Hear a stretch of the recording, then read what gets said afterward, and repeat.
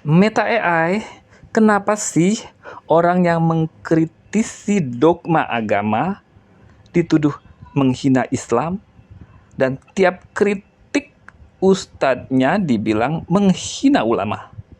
Dan sang pengkritik kerap mendapat ancaman pembunuhan dari netizen yang tak dikenal. Lalu jawaban Meta AI, kritik terhadap dogma agama, terutama Islam, seringkali dianggap sensitif dan kontroversial. Berikut beberapa alasan mengapa kritik tersebut bisa dianggap sebagai penghinaan. Alasan kritik dianggap penghinaan. 1. Pemahaman yang berbeda. Kritik dapat dianggap sebagai penghinaan karena perbedaan pemahaman dan interpretasi ajaran agama.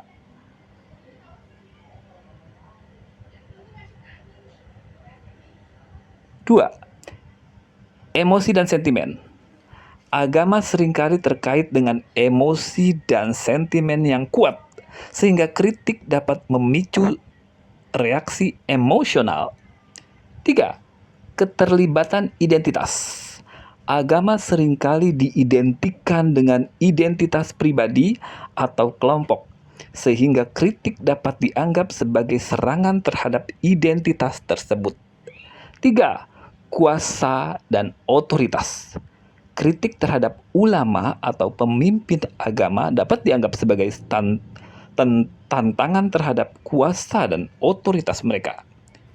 5. Pengaruh sosial media. Platform sosial media dapat memperkuat reaksi emosional dan memicu kekerasan verbal atau fisik. Faktor yang mempengaruhi reaksi. 1.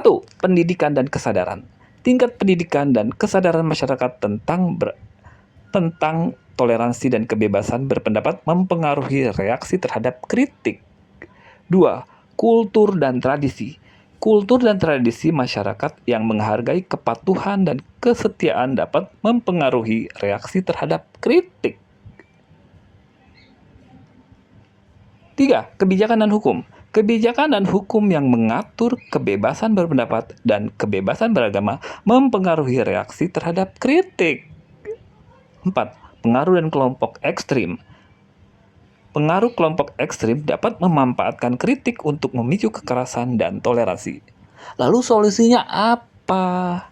Solusinya 1. Pendidikan dan kesadaran. Meningkatkan pendidikan dan kesadaran masyarakat tentang toleransi dan kebebasan berpendapat. 2. Dialog terbuka. Mendorong dialog terbuka dan konstruktif antara kritikus dan pemuka agama. 3. Kebijakan yang jelas. Menetapkan kebijakan yang jelas tentang kebebasan berpendapat dan kebebasan beragama. 4. Pengawasan sosial media. Mengawasi dan mengatur konten sosial media untuk mencegah kekerasan verbal atau fisik. Sumbernya dari mana sih? Sumbernya dari Komisi Nasional Hak Asasi Manusia atau Komnas HAM, Badan Pembelaan Kebebasan Beragama BPKB, dan Lembaga Penelitian dan Pengembangan Kementerian Agama LP2KKA. Terima kasih.